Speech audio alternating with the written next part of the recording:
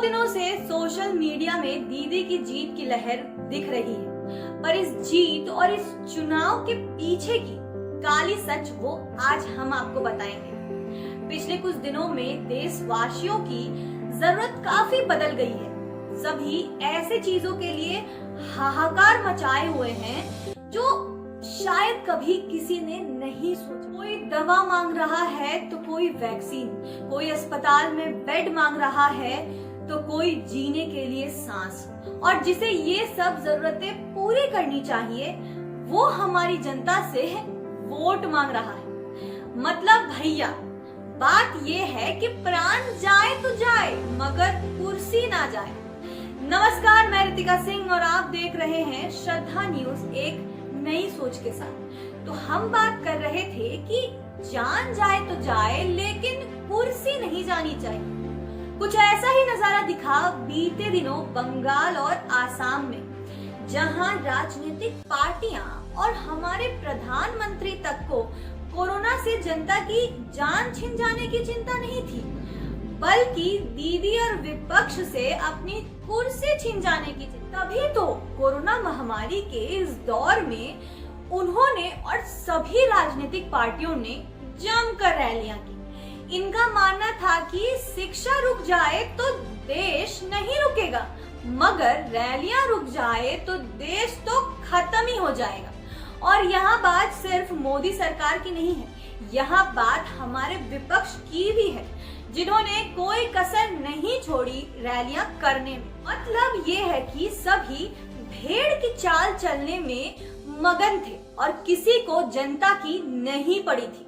जहां बीजेपी 2 मई दीदी गई का नारा लगाने में लगी थी, वहीं विपक्ष 2 मई बीजेपी गई का नारा लगा रही थी। और इन सब का परिणाम क्या है वो तो आप देख ही रहे हैं। कोरोना की दूसरी लहर देश को बर्बादी की ओर लेकर चली गई।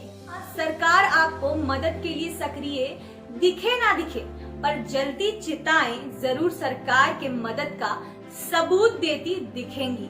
और सबसे बड़ी आश्चर्य की बात तो ये है कि चुनाव आयोग ने भी ये नहीं सोचा, ना ही देश की कानून व्यवस्था को ये बात याद रही।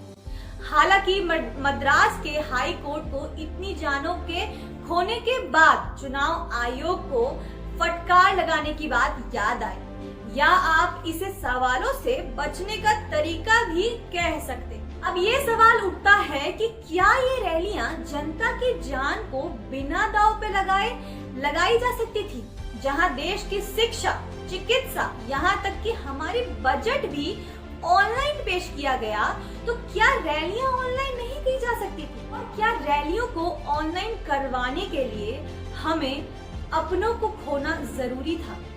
जब हमारी सरकार स्वास्थ्य व्यवस्था की स्थिति से अवगत थी, फिर ये कदम उठाने इतने क्यों जरूरी थे?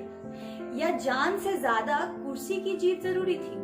अब एक सवाल हमारी जनता से भी पूछना चाहूंगी, क्या आप लोगों को अपनी और अपनों के जान से ज्यादा पार्टियों की रैलियों को सपोर्ट करना जरूरी था? और क्या हासिल हुआ आपको ऐसा करके? कोरोना जैसी आपातकालीन समस्या में ना तो आपके साथ सरकार खड़ी है और ना ही विपक्ष। बाकी खुद को सुरक्षित रखिए और पार्टियों के जुमलों से दूर रहिए, क्योंकि आप रहेंगे, देश रहेगा। धन्यवाद।